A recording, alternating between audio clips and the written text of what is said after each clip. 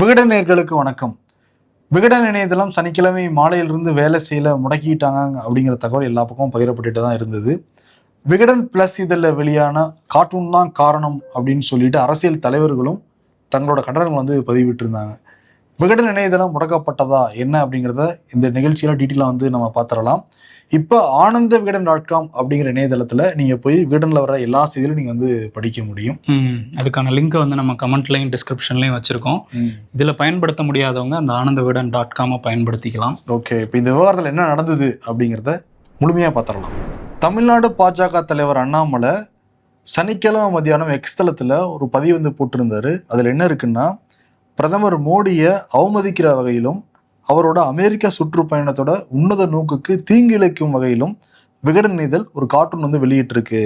இது press council of India விதிமுறைகளை மீறிய ஒரு செயல் அப்படின்னு சொல்லி தகவல் தொடர்பு துறை அமைச்சர் எல் முருகனுக்கும் பிரஸ் கவுன்சில் ஆஃப் இந்தியா தலைவருக்கும் ஒரு கடிதம் எழுதியிருக்கேங்கிறத குறிப்பிட்டு அந்த கடிதத்தோட விகடன் இதழில் வெளியான மேலும் சில கார்ட்டூன்களையும் பதிவிட்டு இருந்தாரு. ஆமா, அதுலயும் அந்த ட்ரம்ப் கார்ட்டூன், இந்த சொல்லப்படுற கார்ட்டூனு கூட இன்னைக்கு வந்த கார்ட்டூன் அப்படின்னு போட்டிருந்தாரு. ஆனால் February 10 அது வெளியாகி இருந்தது. ஆமா, அதுக்கப்புறம் கருநாகராஜன், நாராயண் திருப்பதி ரெண்டு பேருமே ரொம்ப கொதிப்போட இருந்தாங்க. குறிப்பா கருநாகராஜன் என்ன பதிவிட்டு இருந்தாருன்னா, எல்லா ஊர்லயும் விகடன் பத்திரிகையை வாங்கி கொளுத்துறதுக்கு ஒரு செகண்ட் கூட ஆகாது.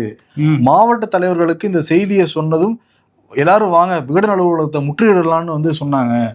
நாங்க தான் எங்க தலைவர் அண்ணாமலையின் உத்தரவுக்காக பொறுமையாக்கிறோம்னு பேசியிருந்தாரு. உடனடியா விகடன் அலுவலகத்துக்கு தகுந்த பாதுகாப்பை கொடுத்திருந்தாங்க காவல்துறையுமே. அப்புறம் என்னாச்சுன்னா, 6 மணிக்கு மேல விகடன் இணையதளம் வேலை செய்யல அப்படிங்கிற தகவல் எல்லா பக்கம் வந்துட்டு இருந்தது. ஆனா விகடனுடைய அலுவலகத்துல விகடனுடைய வெப்சைட் வேலை செஞ்சுட்டு தான் இருந்தது. சில நெட்வொர்க்ல, குரோம்ல போன்ற இடங்கள்ல மட்டும் அது வேலை செய்யலைங்கிறத சொன்னாங்க. தொழில்நுட்ப கோளாறு காரணமா வேலை செய்யலாம் நம்ம செக் பண்ணி பார்த்தப்ப தொழில்நுட்ப காரணம் இல்லைங்கிறத நம்ம உறுதிப்படுத்தணும்.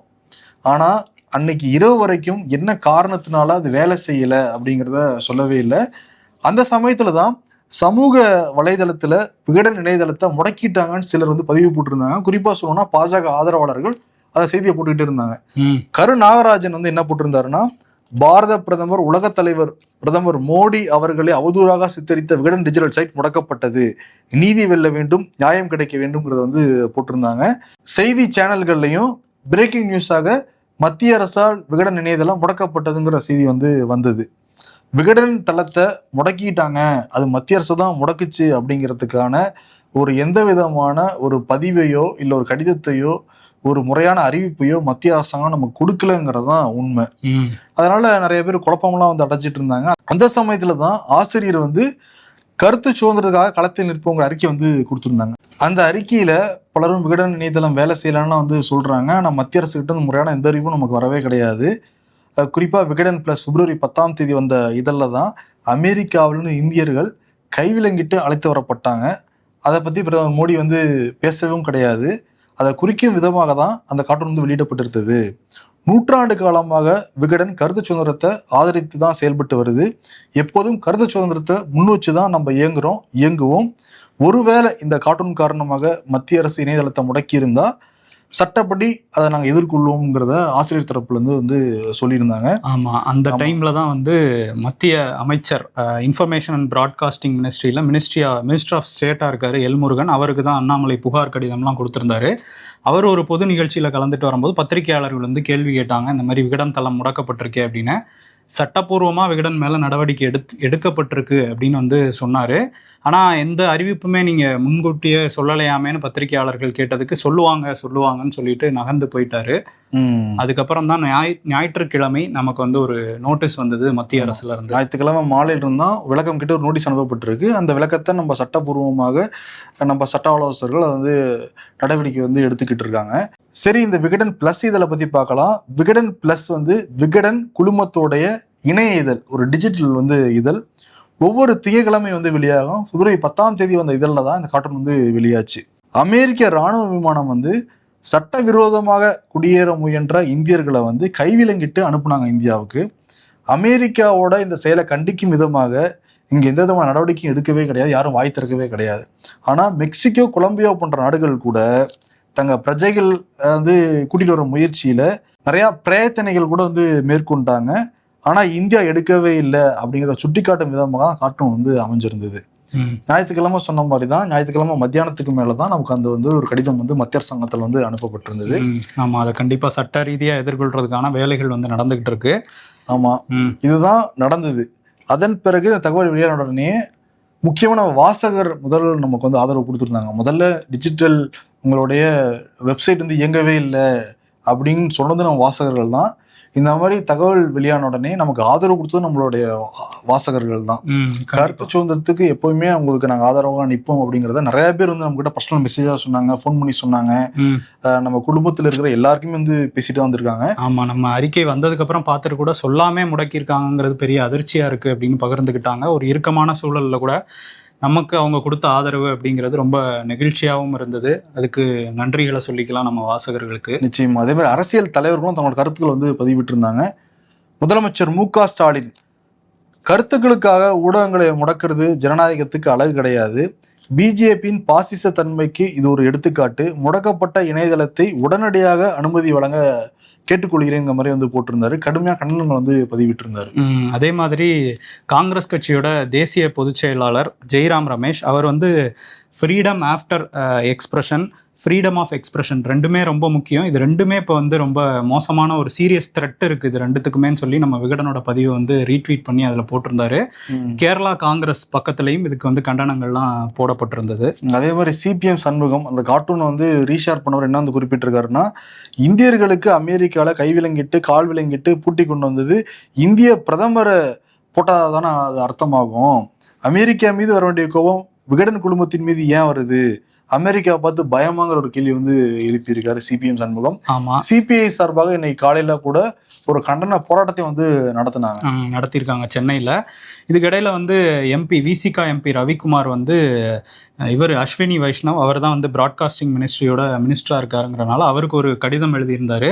அதில் என்ன குறிப்பிட்டிருக்காரு அப்படின்னா, நூற்றாண்டு காணும் விகடன் வந்து பத்திரிகை தர்மத்துக்கும் கருத்து சுதந்திரத்துக்கும் என்னைக்குமே வந்து பெயர் பெற்ற ஒரு பத்திரிகை, ஆனால் நீங்கள் அறிவிப்பே இல்லாமல் பிளாக் பண்ணது கண்டனத்துக்குரியது அப்படின்னு குறிப்பிட்றாரு. அதே மாதிரி ஐடி ஆக்ட் 2000 அதன்படி 69வது ஏ பிரிவில் தேசிய இறையாண்மைக்கோ இல்லை நேஷனல் செக்யூரிட்டிக்கோ பிரச்சனை இருந்தால் தான் இந்த மாதிரிலாம் பண்ணுவாங்க. அதுவும் நோட்டீஸ் கொடுத்து அவங்க தரப்பும் விளக்கமும் கேட்டப்பட்டு அந்த ப்ரோட்டோக்காலை ஃபாலோ பண்ணி தான் அதெல்லாம் நடக்கும். இது எதுவுமே நடக்காமல் பிளாக் பண்ணியிருக்கீங்க அப்படிங்கிறத குறிப்பிட்டு இதை உடனடியாக கவனத்தில் எடுத்துக்கிட்டு நடவடிக்கை எடுக்கணும் அப்படிங்கிறத அஸ்வினி வைஷ்ணவுக்கு கடிதமாக எழுதியிருக்காரு. அதே மாதிரி திருமா சார்பில் ஒரு கண்டன அறிக்கை வந்து வெளியாச்சு. அவர் என்ன சொல்றாருன்னா, நூற்றாண்டு காணும் விகடன் கருத்து சுதந்திரத்தை உறுதியாக பற்றி கொண்டு நிற்கும் ஒரு ஊடகம் அப்படிங்கிறத குறிப்பிட்டு அந்த கார்ட்டூன் வந்து கோடிக்கணக்கான மக்களோட ஒரு உணர்வை தான் வந்து பிரதிபலிச்சிருந்தாங்க.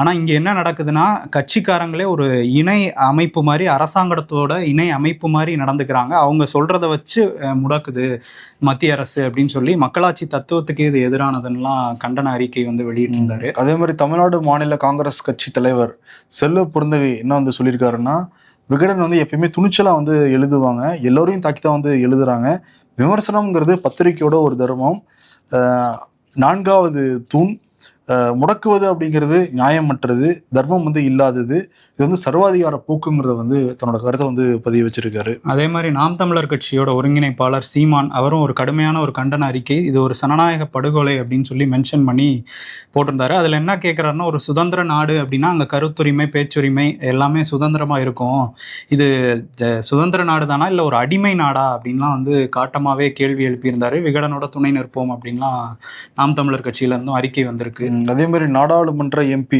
ஜோதிமணி என்ன குறிப்பிட்டிருக்காங்கன்னா, நாடாளுமன்றத்திலேயே இந்த அவமானகரமான செயலை வந்து மோடி அரசாங்கம் வந்து நியாயப்படுத்தியெல்லாம் பேசியிருந்தாங்க, இந்திய மக்கள் விலங்கிட்டு அழைத்து வரப்பட்டப்ப வராத கோபம் வந்து ஒரு கேலி சித்திரத்துக்கு வருதுங்கிறது எந்த வகையில நியாயம், ஊடகத்தின் மீது நடத்தப்படுற இந்த நேரடி தாக்குதல் தொடர்ந்து நாங்கள் வந்து எதிர்ப்போம், ஜனநாயகத்தை வந்து உறுதிப்படுத்தணும், இல்லாவிட நாடாளுமன்றத்தில் குரல் எழுப்போங்கிறத வந்து குறிப்பிட்டிருக்காங்க. ஆமாம், அதே மாதிரி காங்கிரஸ் எம்பி மாணிக்கம் தாகூரும் இந்த ஜனநாயக விரோத செயல் வந்து அதிர்ச்சி தருது, இதை பற்றி பாராளுமன்றத்தில் நாங்கள் குரல் எழுப்புவோம் அப்படின்னு சொல்லியிருக்காரு.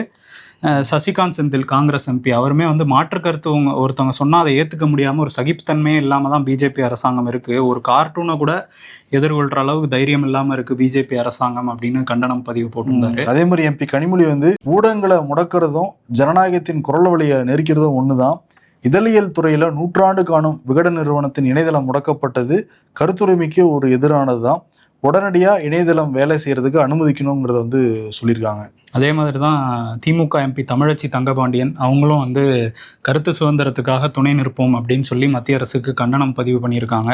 மதுரை எம்பி சு வெங்கடேசன் ஒரு கோலத்தனமா நடந்துக்குச்சு மோடியோட கவர்மெண்ட் இந்த விவகாரத்துல, தன் குடிமக்களை கண்ணியமா நடத்தணும்னு அமெரிக்கா கேட்க துணிவற்றவர்கள் தான் நம் நாட்டில் இருக்கிற எல்லாருமே துணிவுற்றலாம் நடந்துக்கணும்னு வந்து நினைக்கிறாங்க.